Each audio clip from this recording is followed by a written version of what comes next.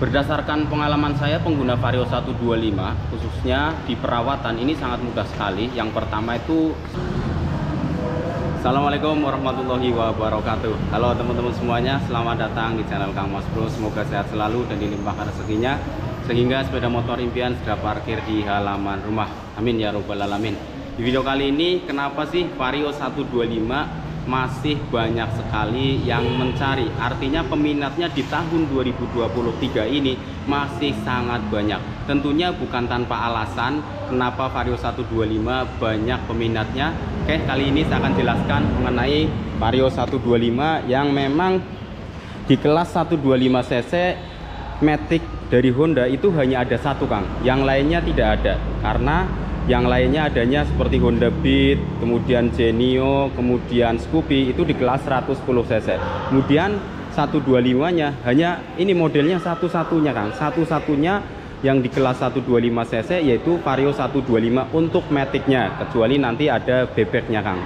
Kemudian di atasnya lagi ada Vario 160, di situ ada PCX 160. Di cc yang 160 itu ada PCX sama Vario 160. Tapi untuk yang 125 di kelas Matic-nya Honda hanya ada satu, ini yaitu Vario 125, dimana dibekali dengan mesin 125 cc SOHC berpendingin cairan atau radiator. Di sini teman-teman masih menjadi salah satu sepeda motor yang peminatnya lumayan tinggi, tidak hanya di kalangan muda saja, bahkan kalangan yang sudah lumayan tua lah, 30 tahun ke atas, bahkan 40 tahun itu masih suka dengan desain daripada Vario 125 itu sendiri. Kenapa? Alasannya simak videonya sampai selesai. Oke, yang pertama dari desainnya terlebih dahulu, Kang. Untuk desainnya Vario 125 itu memang belum termakan zaman, artinya hingga saat ini masih kompatibel lah dengan beberapa varian-varian sepeda motor yang ada di Indonesia. Untuk Vario 125 ini desainnya masih sangat layak, masih sesuai dengan tahun 2023 ini. Jadi secara desain ini juga peminatnya bagus. Pertama tentunya melihat sepeda motor suka atau tidaknya dari desainnya terlebih dahulu atau tampilannya terlebih dahulu. Kalau tampilannya sudah suka, ya nanti kita bahas ke yang lainnya. Nah, yang kedua di sini dari Vario 125 itu sendiri memiliki fungsi yang sangat luar biasa, bisa dikatakan multifungsi, Kang. Kenapa? Ya, kalau buat kalangan yang suka berbelanja, ya di sini bisa buat bawa-bawa barang yang banyak, buat belanja kayak gitu ya, di depan sini belanjanya tuh enak. Kemudian di samping bawa-bawa barang yang banyak, belanjaan yang banyak, ketika teman-teman ada di daerah pegunungan, karena cc-nya 125 ini masih tetap powerful dibandingkan dengan yang cc di bawahnya yang 110 cc. Ini tentunya menjadi pertimbangan ketika mengambil sepeda motor yang cc-nya lumayan tinggi yaitu 125, ketika nanjak buat bawa-bawa barang ataupun buat boncengan itu masih tetap responsif. Jadi nggak khawatir di tengah tanjakan kita berhenti karena nggak kuat, karena terlalu over bawa-bawa barang. Itu yang kedua. Yang ketiga, dari segi di kalangan anak muda khususnya Vario 125 ini banyak sekali yang memodifikasi berbagai macam modifikasi, Kang. Karena memang dari desainnya untuk dimodifikasi itu makin cakep Vario itu ya. Khususnya beberapa titik seperti main di bagian ban, main di bagian varian warna. Sebenarnya nggak banyak-banyak yang dimodif, hanya beberapa aksesoris yang dipasang seringnya, Kang. Itu untuk Vario 125 seperti paduan-paduan warna yang dirubah dan joknya itu dari teman-teman sering sekali menampilkan modifikasi-modifikasi yang menarik khususnya buat kalangan anak muda, dimana pecinta Vario 125 khususnya. Dan yang keempat dari segi bahan bakarnya, Kang.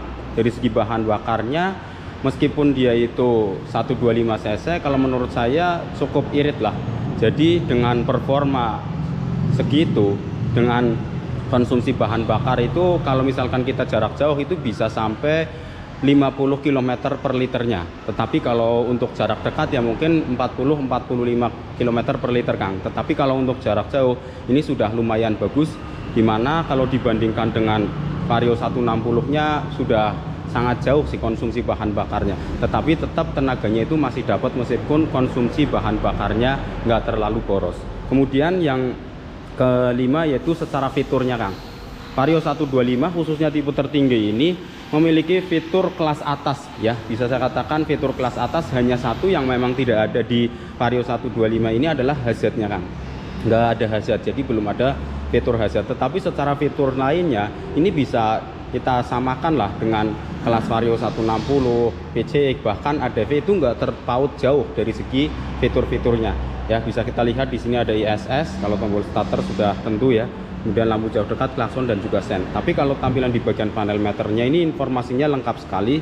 Di sini ada indikator sen, keyless, lampu jauh, engine, suhu, kemudian ISS, indikator aki, saat akinya ngedrop nanti akan nyala berwarna merah. Kemudian ada alarmnya juga. Kemudian di bagian panel meter ini karena ini belum nyala ya, jadi nggak bisa melihat secara langsung. Tapi di video yang sudah sering saya upload sudah saya sering jelaskan mengenai informasi di panel meter dari Vario 125, termasuk di sini ada untuk indikator bahan bakar, nanti ada kecepatan, pakainya digital semuanya, ada bar yang menunjukkan hemat BBM. Kalau di Scoopy atau Genio atau Beat itu namanya Eco, tapi kalau di sini pakainya bar. Kemudian untuk pergantian olinya juga paling lengkap Kang, karena bisa disetting mulai dari 500 km sampai dengan 6000. Ini kelebihan dari Vario 125 ya, bisa disetting untuk pergantian olinya nanti. Kemudian ada trip A, trip B, dan juga ada voltase aki, sehingga kita bisa memantau akinya masih bagus atau tidak. Karena untuk Vario 125 itu sendiri sudah tidak ada kickstarter atau engkolan seperti ini ya. Kita lihat di sini tidak ada engkolannya atau selahannya. Nah, memang kalau dari segi pengereman ini masih menggunakan tromol Kang untuk di bagian pengereman belakang. Tapi dari segi lampu-lampunya ini semuanya sudah full pakai lampu LED. Tentunya dengan lampu LED itu sendiri lebih awet dibandingkan dengan lampu-lampu yang biasa, yang bohlam ya. Teman-teman beli motor satu kali, lampunya mungkin jarang terjadi ganti lampu, khususnya untuk yang lampu LED. Di sini DRL, lampu utama juga LED. Untuk pengereman depan di sini pakai cakram, dan untuk disnya sudah menggunakan dis yang wave, sehingga ketika buat pengereman tentunya akan lebih cepat melepaskan panas dibandingkan dengan yang masih menggunakan dis biasa. Nah, itu untuk beberapa kenapa Vario 125 itu masih sangat diminati. Nah, untuk perawatannya juga sangat mudah Kang. Berdasarkan pengalaman saya pengguna Vario 125, khususnya di perawatan ini sangat mudah sekali. Yang pertama itu sering ganti oli. Kalau saya settingnya ganti olinya itu per 2000 km, nanti indikator di bagian panel meternya muncul, karena memang saya setting dengan 2000 km. Untuk oli yang saya pakai oli standar saja Kang, karena memang yang biasa saja. Dan kalau untuk perawatan lainnya, karena di sini Vario 125 itu perlu yang namanya pembersihan lebih ekstra dibandingkan dengan di kelas 110 cc ataupun 160, khususnya pembersihan di bagian CVT-nya Kang.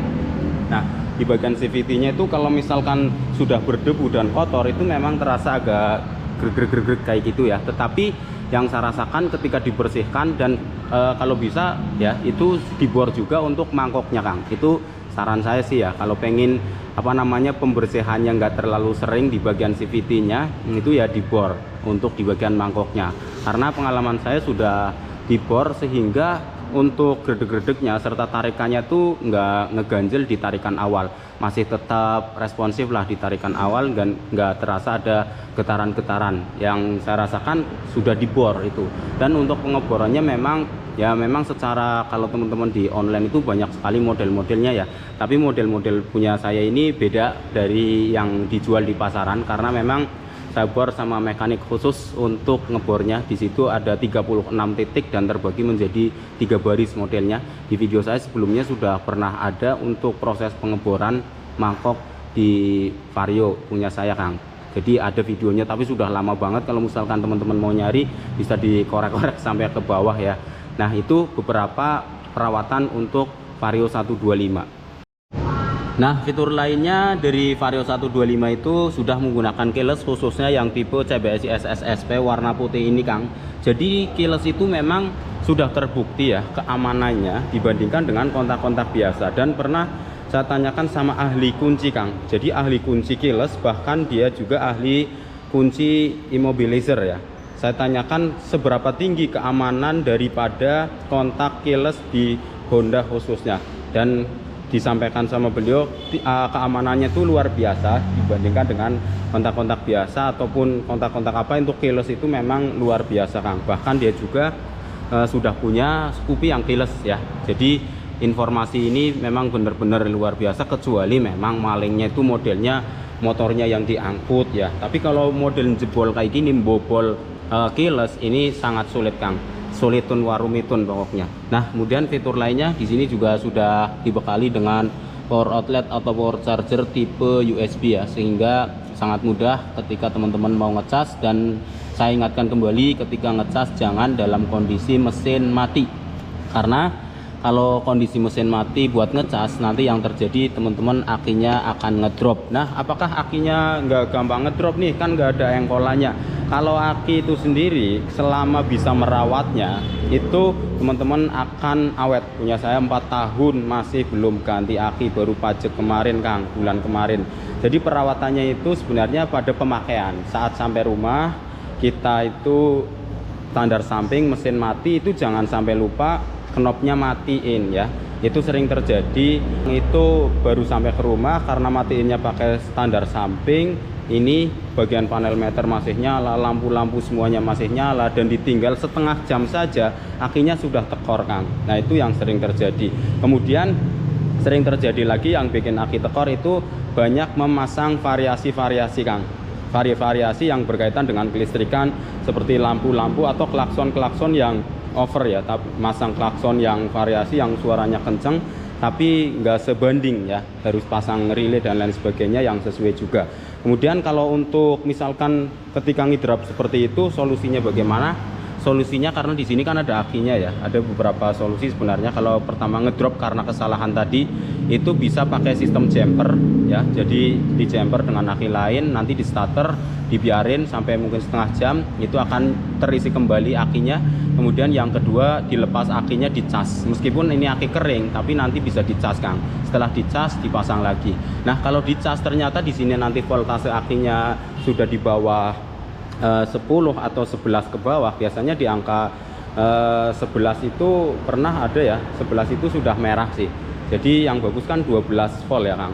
Ya, kalau sudah di bawah 11 sudah mulai kurang bagus. Ya, kalau dicas ternyata awalnya bagus terus turun terus voltasenya, itu artinya akinya sudah minta ganti, seperti itu. Oke, itu saja untuk informasi kali ini, mudah-mudahan bermanfaat. Jangan lupa like, komen, dan share. Sekian, assalamualaikum warahmatullahi wabarakatuh.